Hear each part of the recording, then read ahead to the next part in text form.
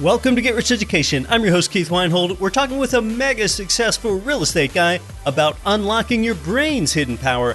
How do you train your brain? Can you actually get smarter? And how do you control fear for more success and achievement in your life? Today on Get Rich Education.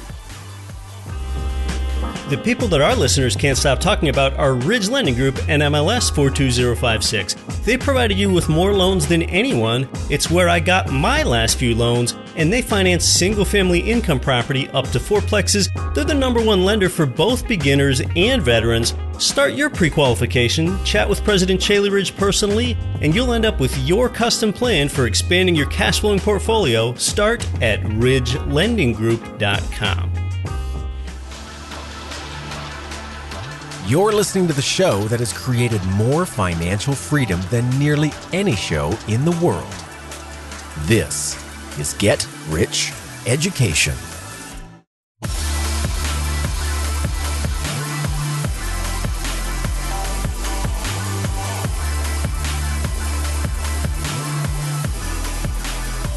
Welcome to GRE, from Frisco, Texas to Fresno, California, and across 188 nations worldwide.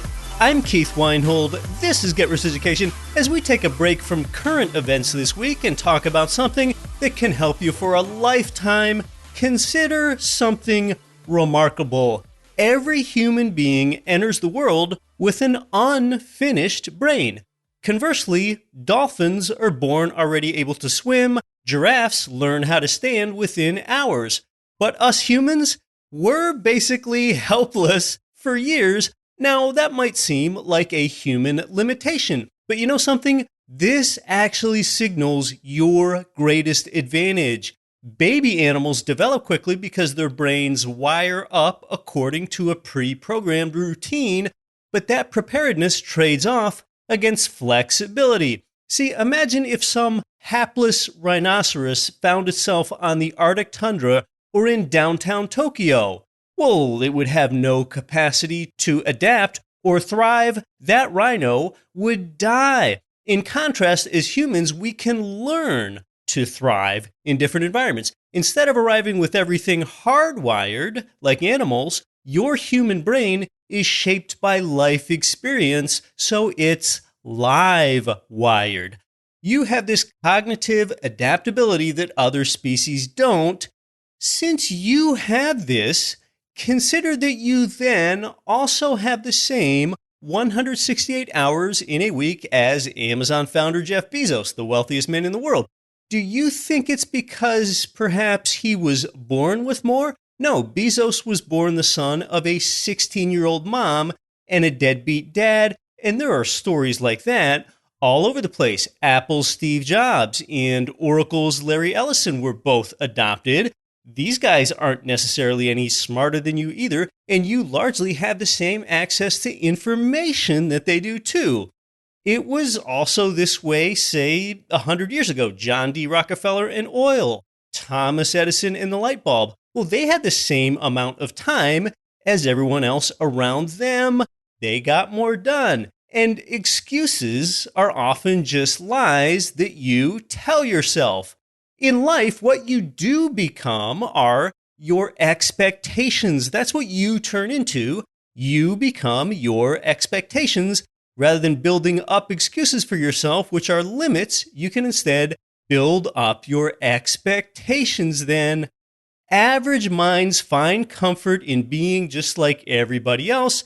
And conversely, achievers, they fear being like everyone else. Now, I don't think that I'm a great achiever yet, hopefully someday, like some of those people that I named, but I do fear being like everyone else. I resist that. I don't want to conform. More than 15 years ago, I moved from Pennsylvania to Anchorage. That was deemed as unusual by my peers, and I also didn't know anyone in Anchorage at that time either, nobody. When it was time to buy my first property, as you know, I made it that seminal four-plex building where I lived in one unit and rented out the other three. That was another non-conforming behavior. Even this very show that you're listening to at this moment, I launched it in 2014 from a dining room table. Definitely non-conforming behavior at that time. Talking to myself in a little room. Few people even understood what I was doing at all then. Well, your exceptional behavior, it's not going to be those three exact things that I just mentioned. It's going to be something else. If you want exceptional things out of life, you've got to then simply do exceptional things and harbor that fear inside you of being normal. Instead, many people just kind of let life happen to them and they aren't intentional. If you keep conforming, you'll be just like everyone else. One piece of advice that I've heard a few times in my life is that you should move at the speed of instruction. And now for a while, I didn't understand that. I didn't see why. I thought, well, if I move at the speed of instruction, well, then I could quickly get in over my head and fail. And then, I learned that's exactly the point, because when I move at the speed of instruction, I fail faster and then I learn sooner. This applies whether you're uncertain about buying your first property or, say, taking things to a whole new level and syndicating agricultural land. When you move at the speed of instruction by acting and you fail, well, then what happened is that you got an education, an experience, and you lost money. When you go buy an educational course, you get education and you lose money to the tuition fee, but you did not get experience like you would have by acting. When you move at the speed of instruction, you learn by doing, and you know what? Hey, you might not even fail either. Then you acted and profited and you got experience. When we think about training your brain, we live in a complex world where really everything today is so specialized that it often makes sense for you to bring in specialists and not learn everything about everything. And you outsource some of your work so that you can grow, whether you bring in a real estate attorney alongside you for a big deal, or you outsource your management operations to a professional property manager that has systems and already knows that landlord-tenant law. When you expand and build your team, really one of the best questions to ask yourself along the way is just the simple three-word question, who, not how. Who can do this for you? Not how do I do this? Not how do I become a real estate attorney? Not how do I become the landlord? When it comes to growth, the question who, not how, that will help you surround yourself with some pretty amazing professionals. Now, who, not how, creates a rub for some people. Many people have the DIYer, the do-it-yourselfer mentality ingrained within them.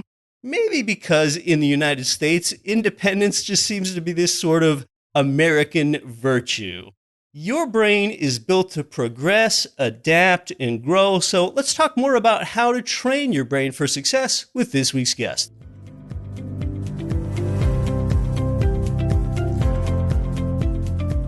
This week's guest authored 2 New York Times best-selling books and appearing in 10 movies, including the smash hit The Secret. He's also got a new book, not called Exercise, but called Inner Size, the new science to unlock your brain's hidden power, and it's already become a #1 bestseller in psychology on Amazon. He is a real estate guy. He has built 5 multi-million-dollar companies, including taking one public on NASDAQ, and he grew the real estate company Remax of Indiana to 1,200 sales associates and nearly $5 billion a year in sales. You've probably seen him in media and on stages worldwide. He's been on Larry King Live, The Ellen DeGeneres Show, and Anderson Cooper 360, to name a few. And now he's on Get Rich Education. Welcome to the show, John Assaraf. It is great to be on with you. Before we talk about success and wealth mindset, John, our listeners will be interested to know that you've long been a successful real estate guy. So tell us about that. When I was 19 years old, my life was on the wrong train, on the wrong track, picking up speed, and not sure when I was going to hit a proverbial wall, but I was introduced to an amazing man, a mentor he became. His name was Alan Brown, and he happened to have 7 real estate offices in Toronto. He was a developer and an investor in real estate. And at the ripe young age of 19, he agreed to mentor me. Wow. And so I started to understand the real estate game 40 years ago and started buying investment properties when I was 22. It was the first time I was able to afford it. So I've been involved in residential real estate, commercial, industrial, And so I've got a good background to real estate and understanding a little bit about it. And then I built RE/MAX of Indiana to 85 offices many years later. Well, probably about 6 years later, I started it and had 1,200 salespeople doing $4.5 billion a year in sales. So I've got a good grasp on the game. That's astounding. And the genesis of a lot of that success, it sounds like you did have the good fortune to get a mentor around you early. And a lot of times when you're really young, when you're only 19 years old, the thing that might attract a good mentor to you is you having something like a good attitude and you appearing as teachable to a prospective mentor. Well, at the time, interestingly enough, I didn't have a good attitude. I was getting in trouble with the law. I was involved in a small little street gang from the age of 13 to 17, and my life was an absolute mess. And so more than anything, I was a mess. I was in a state of despair. I was in a state of fear, and I wasn't totally aware how awful my attitude was. But this man was able to see past that, and he saw potential. And he was willing to invest in me. And what's interesting was I like to share a story, around this. And that is when he asked me, what some of my goals were and what some of my dreams were, I had no idea. I just told him, I said, listen, I'd like to be able to just make enough money to move out of my parents' home. I'd like to buy a car. And he said, well, that's all basic and that's great, but what are some of your bigger goals? And I said, I didn't have any. And so he had me stop for just a moment. And he gave me these sheets where he asked me to write down at what age I wanted to retire, what my net worth was going to be. I was 19. I'm like, are you kidding me? I said, retire. I'm just starting. I'm just like, out of school starting. I'm working in a factory right now. Retire. My father's still working. He can't afford to retire. He never will be able to retire. And he had me write down some goals for health and wealth and relationships and career and travel and fun and experiences I wanted. And then when I finished writing down on this sheets of paper, he looked at it and said, that's pretty good. Where'd you get these ideas? I said, well, I like watching the TV show called Lifestyles of the Rich and Famous. Hey. And that was an old show, when I was a kid. And he said, well, every one of these goals is very achievable. He says, I've achieved all of them and then some. But I'm going to ask you a question that's going to determine whether it's possible for you or not. I said, sure, fire away. And he said to me, he said, John, he says, are you interested in achieving these goals or are you committed? And I said, what do you mean, am I interested or am I committed? He said, well, son, he said, if you're interested, you'll do what's easy and convenient. Yeah. He says, if you're interested, you're going to keep using the stories and reasons, excuses, how you did poorly in school and you fell behind and you got in trouble with the teachers all the time and the other kids and you were in the principal's office and you weren't smart enough because you failed math and English in the same year and the only thing you were good at was gym class. He says, if you are committed, however, you'll let go of those stories and excuses and reasons. You'll upgrade your self-image to match the goals you want to achieve. You'll develop the beliefs and the habits of somebody who can achieve those goals. And he says, then you'll pay the price of discipline to become the type of man that can achieve them. And he said, if you don't pay the price of discipline today, you're going to pay the price of regret later on. I later found out that was a Jim Rohn quote. Right. It's every human either pays the price of discipline or the price of regret. Yeah. I said to him, well, Mr. Brown, I said, well, I guess, I'm committed. And then he said, great. In that case, son, I'll be your mentor. And he reached out his hand and he shook mine. And I was like, wow, that's great. What does that mean? And because I never had a mentor, before, I didn't even know what it was. He says, well, son, I can share with you the steps to achieve every one of those goals. I can share with you what to do and what not to do and why and how to do it. I said, well, I'm totally down for that. He says, nobody's ever mentored me. He says, great. Well, I need you to move from Montreal to Toronto. I said, what? I don't have any money. I don't have a car. I'm working in Montreal. That is earth-shaking when you're 19. Yeah. And he said, well, are you interested or are you committed? I said, I'm committed, but he says, there you go. You're already giving me excuses. He says, as soon as you use the word but and you give me an excuse, then you're not focusing on how you can. And so I said, well, fine. I'll move to Toronto. I had no idea how. He says, great. And my brother was with me at lunch. He said, well, Johnny, he says, you can live with me for a short period of time until you get situated. And I said, great. Okay, I'll move to Toronto. And I was being a little bit of a jerk, but I said, yes, okay, I'll do it. In 5 weeks, there's a real estate course that starts at Humber College. I want you to enroll in the course, and the fee is $500. I go, you want me to go back to school and you want me to put $500 for a course? I hate school. I failed so many classes in school. I'm terrible in school. I'm really not smart enough to do the stuff in school, and I don't have the money. He goes, oh, there you go again. You're already coming up with all the reasons why you can't and why it won't work. Yeah. And so he just kept doing this to me on a couple of things. I said, fine. I've got like $60 saved up. I'll figure out how to get the rest. And he goes, now you're learning. And so my brother said, well, I've got an extra $100 I can give you. Maybe dad can give you some money. Maybe our sister can give you some money. And about 4 weeks later, I moved to Toronto. I took the train with one piece of luggage. I enrolled in the real estate course from 9 to 5 that started on April the 5th, 1980. And on June 20th, 1980, I passed the real estate exam and I became a licensed real estate agent. And you know these are transformative times when you remember the exact date. The reason I remember the date is because when I passed the test after going to school every day and actually attending and paying attention and studying, it was the first test that I passed without cheating in several years.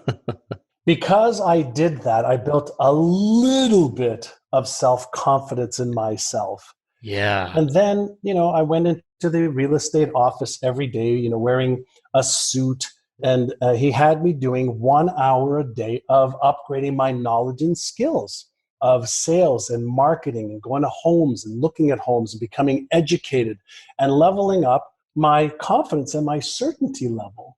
And so the beginning of my real estate career came with a lot of personal development training around what to do, what not to do, how to think, how to develop the beliefs, etc. As they say, the difference between who you are and where you want to be is what you do. And you've got to begin with the end in mind. And most 19-year-olds aren't thinking of anything beyond what's mom going to make for dinner tonight. And it really starts with asking yourself a better question like that first mentor did. Are you interested or are you committed? You got it. Yeah, and that was the defining shift in my life. That was the question, the answer, and then the behavior that followed that changed the trajectory of my life. One man, one question, one answer, everything changed. And I've been teaching that to my students. I've been writing about it. I've built a few companies over the last 30 or so years with that philosophy of if you're interested, you do what's convenient. When you're committed, you do whatever it takes, ethically, professionally, of course. Now, of course, it's not all about mindset with getting a desired result, but I think most would agree that it certainly starts with mindset. Sometimes if a person is talking about another person and says that person has everything it takes, all he just needs to do is get the right mindset. I would submit to you that we don't want to say it's just a mindset problem because mindset is not a little thing. It all begins there. So how can one adopt and cultivate that right mindset to get that end that they want? A couple of things we should, unpack. And so number one, what is mindset? Yeah. Is mindset just about positivity and a positive attitude? Positive mental attitude is Norman Vincent Peale said, or Napoleon Hill said, in his book, Think and Grow Rich, you become what you think about most. No, because most young men at my age, at 19, when I was reading Napoleon Hill's Think and Grow Rich, I was thinking about women. And so I was afraid I was going to become a woman. But mindset has got a lot to do with, obviously, your attitude, but it has to do with your beliefs also. It has to do with your perspective. It has to do with your philosophies. Attitude is there where we talk about beliefs. Now we're getting into the domain that I have developed an expertise at over the last 20 years, and that is the neuroscience of beliefs, the neuropsychology of beliefs and perspectives. And then we get into the domain of your habits, which drive your behavior. So it's a combination of your mindset plus your skill set around being able to manage your emotions, your skill set as it relates to the goal that you want to achieve. And I share with people that whether you're playing sports or academia or music or anything else, there's a variety of different levels that you can play at. So there's the kindergarten level where you're just having fun. You're just playing around. You're really, just looking to laugh and play. But then there's the grade school and high school and university, and then the pro level, and the all-star level, and the Hall of Fame level. And each one of those levels requires a totally different skill set and level of mental and emotional and physical fortitude and skill that all coalesce together at the level that you're playing at. And you've got to have that belief, whether you're trying to be the starting wide receiver on a Division I college football team or own a 50-unit real estate portfolio. You can't be committed if you don't have that belief first. That's exactly right. And so there are two types of beliefs we now know from a neuroscience perspective. And in my book, Inner Size, my newest best-selling books, I go deep into understanding the explicit beliefs are the beliefs that we can declare. So I can ask you, hey, do you believe that you have what it takes to build a great real estate portfolio? And you go, oh yeah, of course I believe that. But what if you have an implicit belief, a subconscious belief that says, but you don't have the knowledge or the skill. You're not smart enough. You're not good enough. You're not worthy enough. What if you have opposing beliefs? Then what happens is the fear or doubt or uncertainty center in the brain, which is all one and the same, actually subconsciously activates and deactivates your motivational center in your brain. It deactivates the motor cortex or behavioral part of your brain. So even though you have these explicit, grandiose beliefs on the outside, if you have opposing or limiting beliefs deeper in on the inside, then you will not take inspired, consistent action, and you will sabotage your success through either negative self-talk, disempowering emotions, or stories, reasons, or excuses why you can't or why you're not. We call that dissonance in the brain. And when there's dissonance in the brain, then we don't take inspired action. And so all the work that I've done in building any one of my companies or working with my private clients, whether they're professional athletes, CEOs, entrepreneurs, is creating neural coherence between their conscious, goal-setting, goal-desiring brain and their subconscious, which is actually responsible for 98% of all of their thoughts, emotions, and behaviors. I think so much of it has to do with how one sees themselves. And if one sees themselves as being a success, that begins to show through on the outside with confidence, and others can feel that. But it really begins with how you feel about yourself and how you think others perceive you. Yes and no. And so let me explain. So there really is this division and these different masks that we wear. So there's the mask that I want you to see. There's the mask that you see, and there's the mask that I really see. And so when people have this self-image or identity, it could be fractured into a variety of different identities. And so it's the subconscious identity that's really, really critical for us to understand. Whenever somebody is not achieving their goals and dreams, one of the things that I always look at, there's only 4 reasons that people will not achieve the goals and dreams they set for themselves. And one of them happens to be their hidden self-image. So there's an image that people portray. Okay, so we see a lot of, I'll just use, musicians as an example, just because I read of another one recently that, had all this success on the outside, but was devastated and turmoiled on the inside. Because most musicians appear extremely confident when they're performing on stage. Well, that's right. And they have to show this external image because they are entertaining. They are like a Hollywood actor or actress, and they're aware of it. Some of them revert to drugs or alcohol or pills or other addictions to try to create this sense of calmness when there's actual chaos going on. And so when we talk about, you have to see yourself, you have to see yourself at the conscious level, but you also have to integrate that with your hidden self-image. And everybody has, what I call, and I talk about this in my book, Inner Size, their Einstein part of their brain that's using their, imagination and deductive reasoning to say, I want this, I can achieve this, I can do this, and here's all the ways that I can. But then we also have, Frankenstein's monster, part of our brain that's the inner self-critic that says, but you don't deserve this, you're not good enough, you're not smart enough, you're too worthy, you're too young, you're too old, you're too Asian, you're Caucasian, you don't have the money, you don't know how to do this. What if you fail? What if you succeed? What if you disappoint yourself? What if you're embarrassed? What if you're ashamed? What if you're ridiculed? See where I'm going with all of this? And unless we can integrate all of it together, then we don't achieve what we're capable of achieving. We achieve what we are conditioned to achieve, and we achieve the set points that we have in our brains that work almost identically to a guidance missile system or a thermostat in a room. And that's called a cybernetic mechanism. The Einstein part of the brain. I want to ask John if anyone can tap into that and basically get smarter. We also want to talk about fear, such a strong human motivator. When we come back, you're listening to Get Rich Education. Our guest is John Assaraf. I'm your host, Keith Weinhold. Property investors can get killed with maintenance costs. That's less likely when you buy brand new construction. Let me tell you about JWB Real Estate Capital in bustling Jacksonville, Florida. They pioneered the build-to-rent model where you can invest in new construction, turnkey rental property. That's why JWB was featured on the front page of the Wall Street Journal. To learn more and see inventory, start now at newconstructionturnkey.com.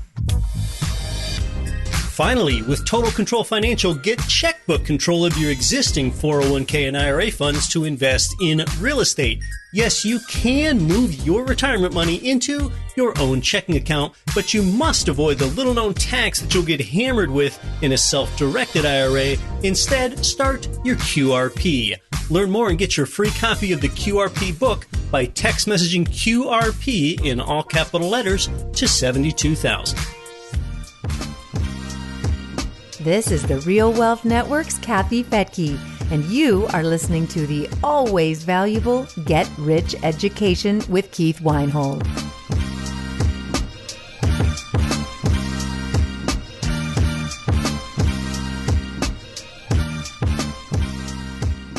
Welcome back to Get Rich Education. We're talking with two-time New York Times best-selling author John Assaraf about mindset and what it takes to achieve success. John, I think something that everyone wonders deep down, and I do too to some extent, is can you actually increase your intelligence? You mentioned tapping into the Einstein part of the brain. Can a person actually make themselves smarter and train their brain to actually get more intelligent?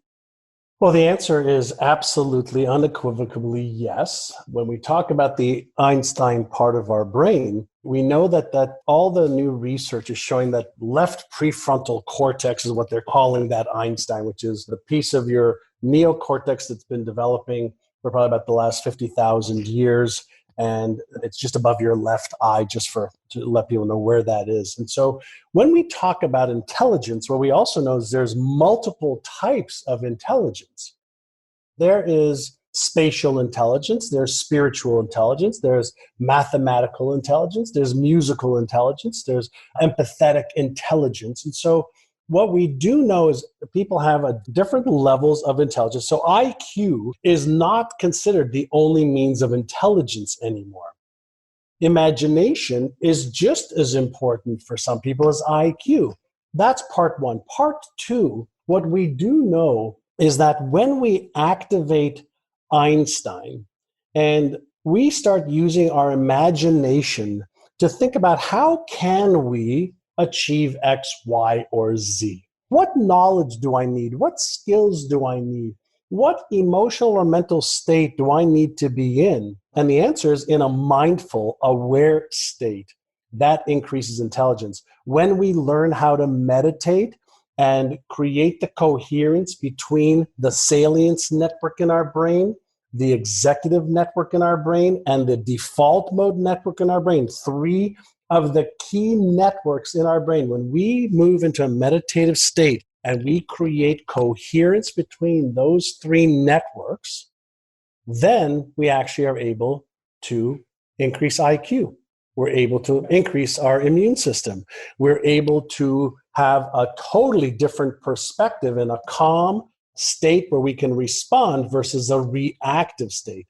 So in a roundabout way, the answer is absolutely we can increase IQ on all fronts.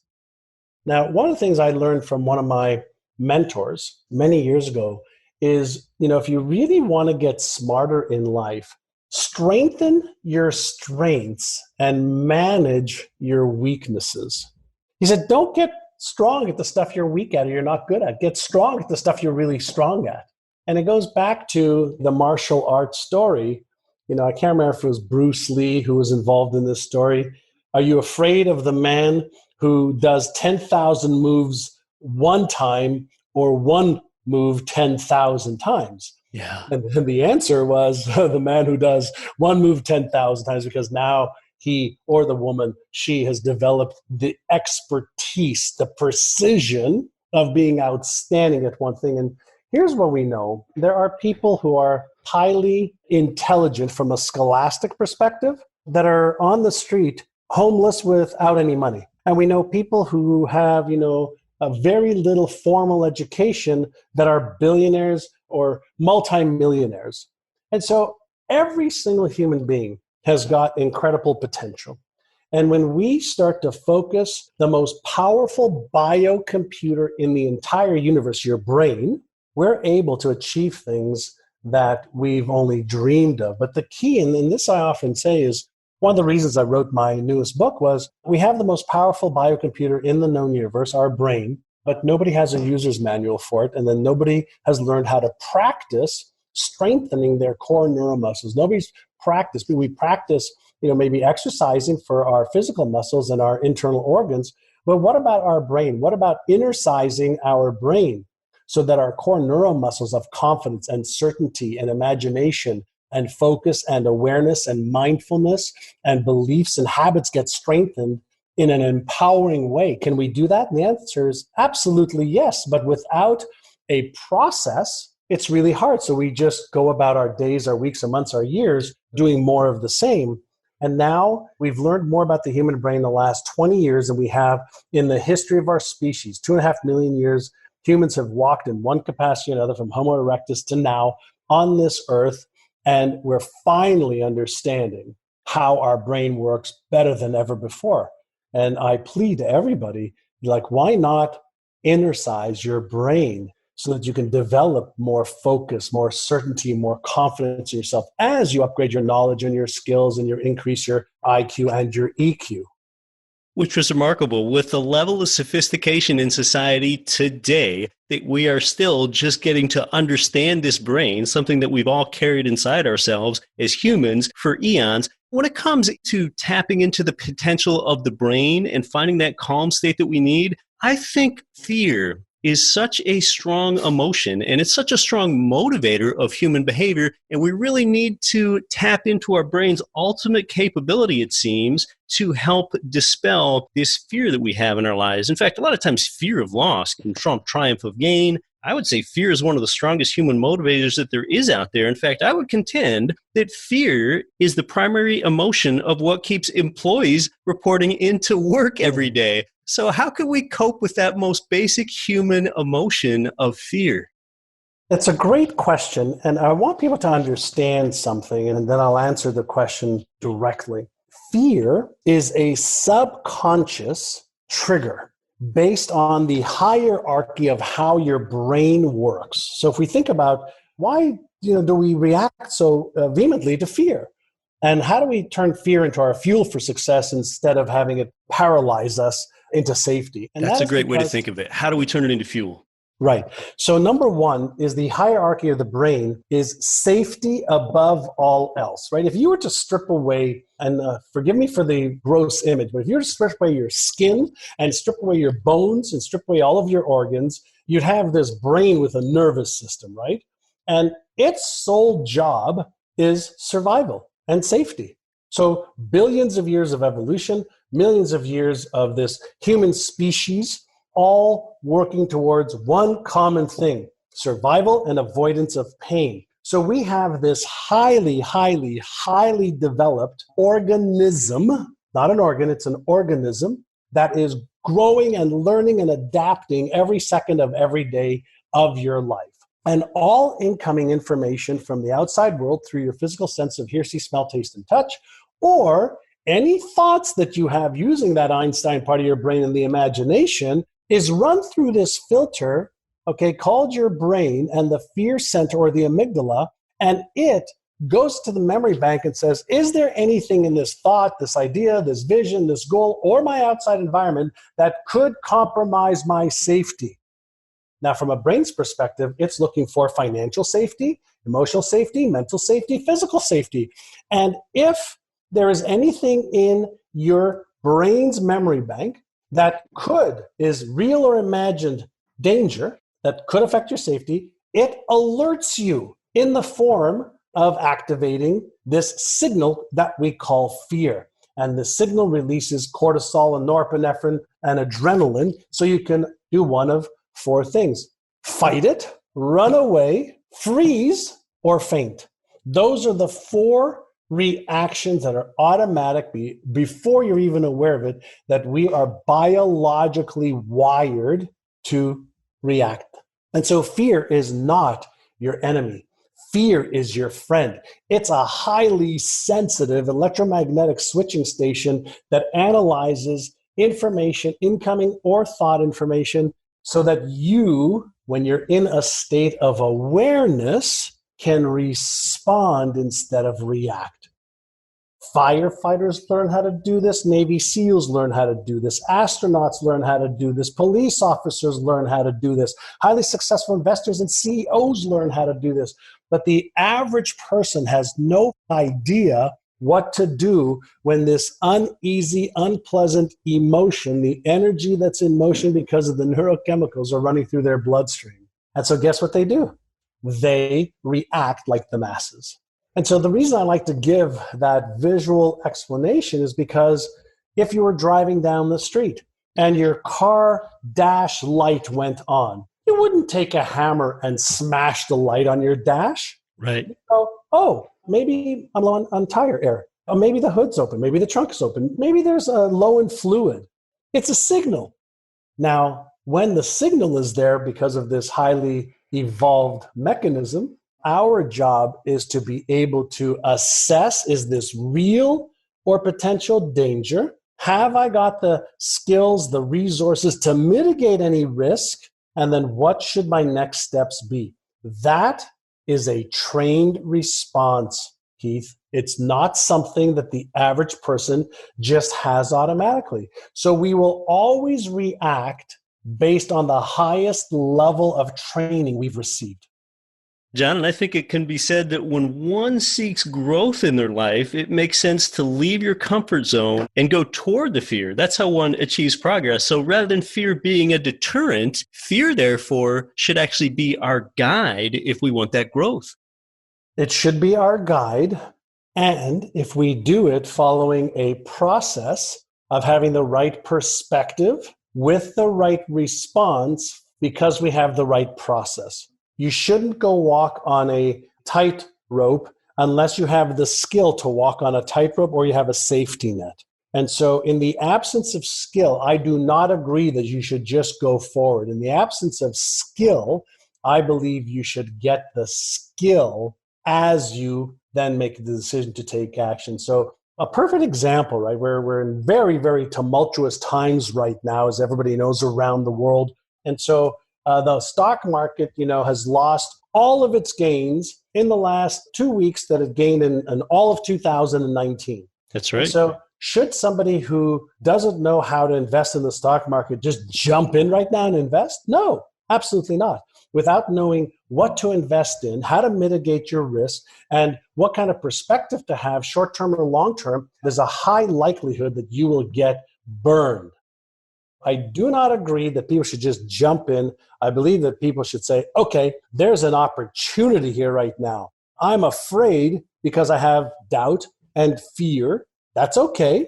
Doubt and fear is okay. Uncertainty is okay. But then say, well, what can I do? What do I need to learn? Who can I get help from? And then what should I do to be able to get into the game and make smart decisions and mitigate my risk?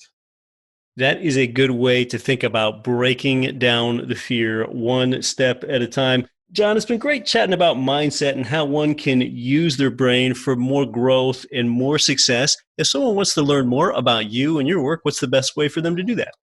Thank you. If they want to find out about my newest book, Inner Size, INNERCISE, so Exercise for Your Body, Inner Size for Your Brain, they can hop on Amazon and pick it up. It's about $12. And I also am giving people 8 brain training audios so they have more focus, more confidence, more certainty, and more awareness as part of getting the book right now, which is valued at $197.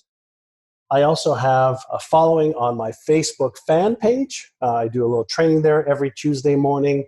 Then I'm on Instagram at John Assaraf, and I'm also on Twitter. So Instagram, Facebook, Twitter, and then my company website is myneurogym.com, MYNEUROGYM.com. We do a lot of free training. We do a lot of work in the community to help people strengthen their mindset and remove the obstacles that are holding them back. We have a lot of brain training programs, but then they can get a hold of some of our free stuff first and see what they like.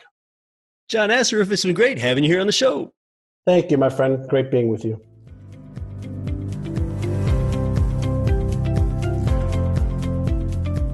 Big thanks to John Assaraf today. Check out his book called Inner Size. Sometimes it helps to take a different approach. Rather than asking a successful real estate pro about their deal flow, ask about how they think. You can find all those resources that John mentioned and more at getricheducation.com/293, since this is episode 293. While you're at getricheducation.com, be sure to sign up for the valuable yet completely free Don't Quit Your Daydream letter. That's our email letter that's so much more than a newsletter. It's sent about weekly lately. And you'll find more than just the latest and most important real estate investing news, all filtered for you, along with my commentary on it. You will find opportunities in that letter that you truly won't find anywhere else in the world. Sometimes I even slip in some exact addresses and photos of available income properties in there with their prices and terms and everything else. Another example of how there is material there that you won't find anywhere else in the world is that, as our readers know, a few weeks ago, you learned through the letter that I'm hiring here at Get Rich Education, and dozens of you submitted your resume for our operations administrator position here. That's actually the right-hand person at GRE that will work closely with me. I was pretty impressed with all the resumes that rolled in and were sent to our hiring manager. A number of MBAs applied, a Stanford graduate, and in fact, a swimmer that set 3 world swimming records.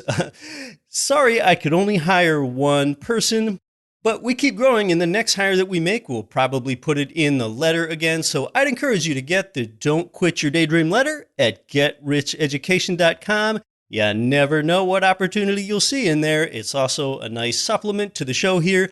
I'm your host, Keith Weinhold, and I'll be back with you next week when we have 2 familiar friends on the show.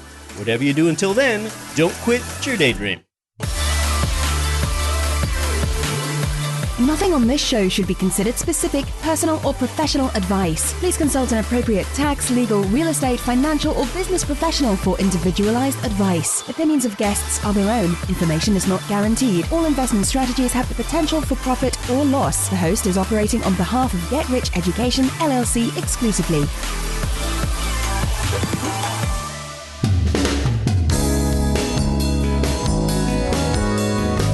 The preceding program was brought to you by your home for wealth building, GetRichEducation.com.